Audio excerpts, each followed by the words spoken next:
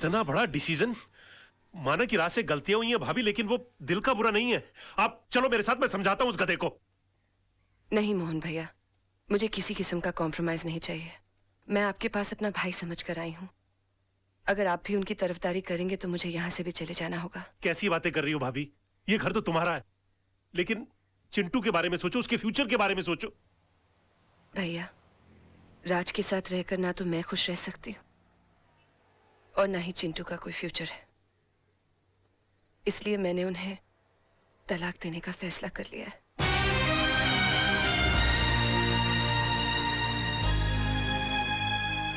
Uncle, ये तलाक क्या होता है?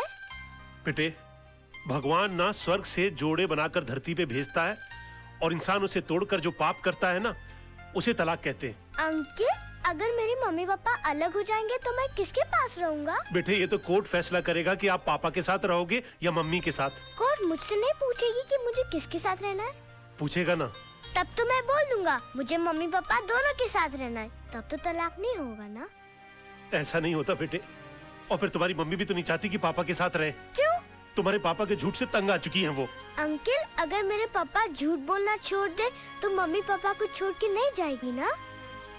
शायद बेटे।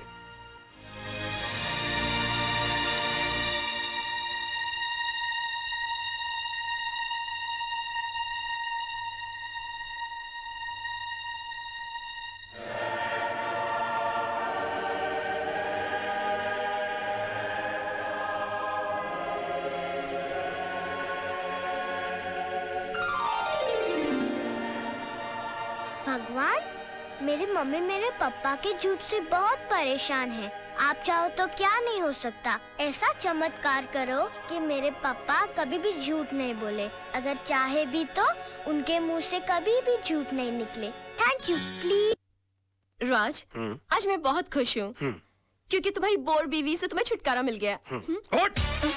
उठ!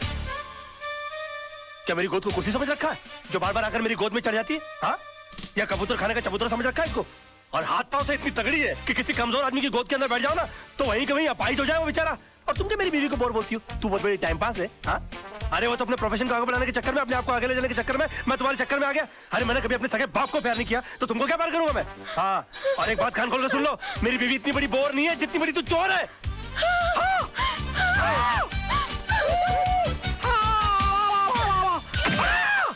Oh my God! राज! राज!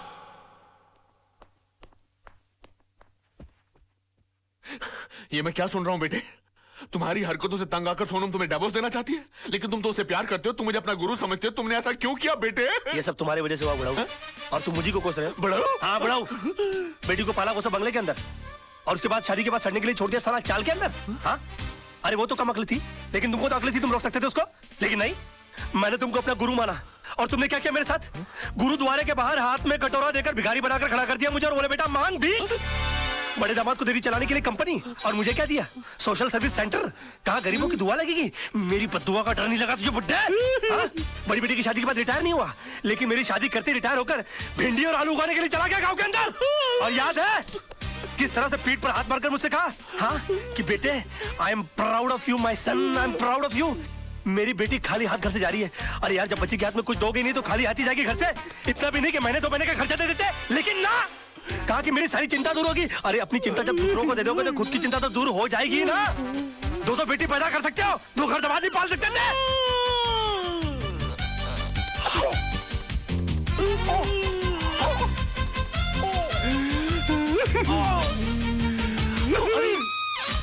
अरे बाप रे! अंकल जी, अंकल जी, ओ नहीं, अंकल जी, मैं नहीं, मैं अंकल, मैं आपको क्यों मारूं अंकल? आप मेरे बड़े अंकल जी हो जाता है बच्चों से। Uncle I am sorry uncle, I am very sorry. I am साहब, ये क्या किया मैन? तुम कौन होती हो मेरे घर के मामले में बोलने वाली? हाँ? चलती फिरती बुलडोजर, डायनासोर की सड़ी हुई अंडी। Shut up! Get out! Oh, I'm sorry, Tisa baby. I'm so sorry. Dinosaur, Anna, तुम लोग अपना काम करो।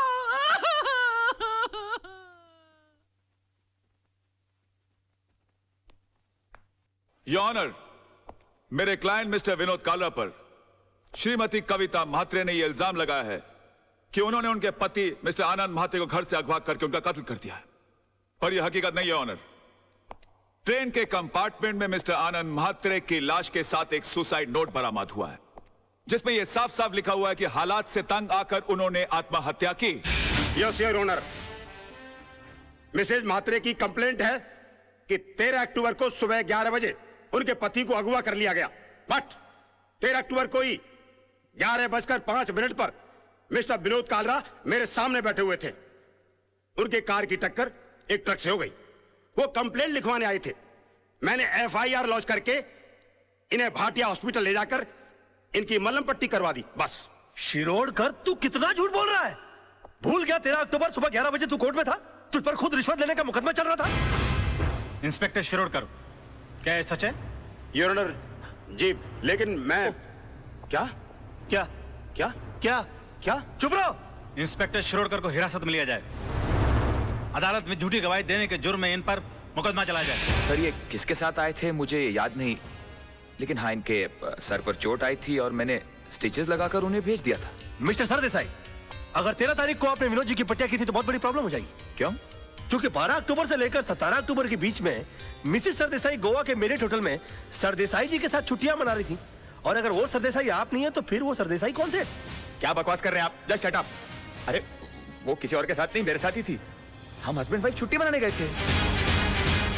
तो अगर आप 12 अक्टूबर से छुट्टियां मना रहे हैं गोवा के अंदर, तो 13 अक्टूबर को विनोद जी की पट्टियां किसने की? डॉक्टर सरदेसाई को भी हिरासत में लिया जाए। इनका मेडिकल प्रैक्टिशनर सर्टिफिकेट भी कैंसिल कर दिया जाए। Court is adjourned till tomorrow. क्या हो गया मुझे? ये मैं क्या वकील, क्रिकेट खेलने का मूड में है क्या? 2 बॉल में 2 विकेट, इरादा क्या है तेरा? क्या हो गया मुझे? ये क्या हो गया मुझे? क्या हो गया मुझे? मैं इतना सच क्यों बोल रहा हूँ? Good morning sir. आज आप नहीं बोलोगे मैं कैसी लग रही हूँ? श्रीदेवी या माधुरी? सब बताओ ना प्लीज। शैतान की खाना लग रही हो। ऐसा बम लग रही है जो कभी भी फट सकता है। तुम बुर्का पहनकर क्यों नहीं निकलती हो? तुमको मालूम है बच्चे लोग देखकर कितना डर जाते होंगे? No, I am not mean. तुम बैठी हो तो ऐसा लगता है जैसे कोई भैंस पानी में बैठ गई हो। I resign.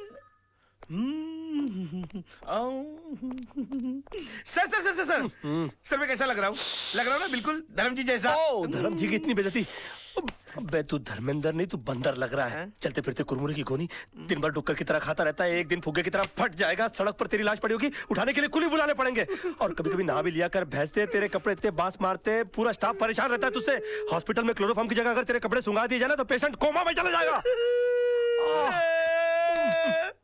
अबे पेट मत खींच। पेट खींचने के बावजूद तेरा पेट बाहर रहता है। मुर्दे के बाल काट देने से उसका वजन हल्का नहीं हो जाता। मैं क्या बकवास कर रहा हूँ? मैं क्या बोल रहा हूँ? मेरे कंट्रोल में। अबे तू कंट्रोल में आ जा वरना तुझे काट के फेंक दूंगा मैं। डार्लिंग, सोना, लव, माय बेबी, तुम यहाँ क्या कर रही हो? तुम चली जाओ ऐसे। आज के दिन मुझसे कोई नहीं मिलेगा। प्लीज प्लीज तुम चली जाओ ऐसे। मैं तुमसे बात करने नहीं आई हूँ। मैं सिर्फ इतना पूछने आई हूँ कि तुमने डैडी से ऐसा क्या कह दिया कि उनका बीपी लो हो गया, उनके लिए डॉक्टर बुलाना पड़ा?